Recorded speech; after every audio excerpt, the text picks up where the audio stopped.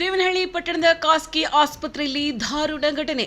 ಆಸ್ಪತ್ರೆ ಸಿಬ್ಬಂದಿಗಳ ನಿರ್ಲಕ್ಷ್ಯಕ್ಕೆ ವ್ಯಕ್ತಿಯೋರ್ವ 3ನೇ ಮಹಡಿಯಿಂದ ಬಿದ್ದು ಸಾವನ್ನಪ್ಪಿದ ಘಟನೆ ಬೆಳಕಿಗೆ ಬಂದಿದೆ. ಮೃತ ವ್ಯಕ್ತಿಯನ್ನು ಕೊಡಗುರ್ಕಿ ಗ್ರಾಮದ ಗೌತಮ್ ಯಾದವ್ ಎಂದು ಗುರುತಿಸಲಾಗಿದೆ. ಆರೋಗ್ಯ ಸಮಸ್ಯೆಯಿಂದಾಗಿ ನಿನ್ನೆ ಆಕಾಶ್ ಆಸ್ಪತ್ರೆಗೆ ದಾಖಲಿಸಲಾಗಿತ್ತು. ಇಂದು ಬೆಳಗ್ಗೆ ಸುಮಾರು 7:30ರ ಸುಮಾರಿಗೆ ಆಸ್ಪತ್ರೆಯ 3ನೇ ಮಹಡಿಯಿಂದ ಬಿದ್ದು ಸಾವನ್ನಪ್ಪಿದ್ದಾರೆ. ಈ ಸಾವಿಗೆ ಆಸ್ಪತ್ರೆ ಸಿಬ್ಬಂದಿಗಳ ನಿರ್ಲಕ್ಷ್ಯವೇ ಕಾರಣ ಎಂದು ಕುಟುಂಬಸ್ಥರು ಗಂಭೀರ ಆರೋಪ ಮಾಡಿದ್ದಾರೆ. ಅಡ್ಮಿಟ್ ಆಗಿ ಅವರು ಇದರಲ್ಲಿ ಹಾಸ್ಪಿಟಲ್ ಇದ್ದು ಅವ್ರಿಗೆ ಹೆಲ್ತ್ ಇಶ್ಯೂ ಇತ್ತು, ಸುಮಾರು ದಿನದಿಂದನೂ ಹೆಲ್ತ್ ಇಶ್ಯೂ ಇತ್ತು. ಆದ್ರೆ ಬೆಳಗ್ಗೆ ಡಿಸ್ಚಾರ್ಜ್ ಮಾಡೋದಕ್ಕೆ ಅಂತ ಅವ್ರ ಹೆಂಡತಿ ಬಿಲ್ ಕಟ್ಟೋದಕ್ಕೆ ಅಂತ ಕೆಳಗಡೆ ಬಂದಿದ್ರು. ಆ ಟೈಮಲ್ಲಿ ಸೆಕ್ಯೂರಿಟಿ ಅವರು ನೋಡ್ಕೊಬೇಕಾಗಿತ್ತು. ಗಲಾಟೆ ಮಾಡ್ತಾ ಇದ್ದಾರೆ ಅಂತ ಗೊತ್ತಿದ್ರು ಸಹ ಯಾವುದೇ ರೀತಿಯಲ್ಲಿ ಕ್ರಮ ಕೈಗೊಂಡಿಲ್ಲ. ಸೆಕ್ಯೂರಿಟಿ ವೈಫಲ್ಯದಿಂದ ಇದು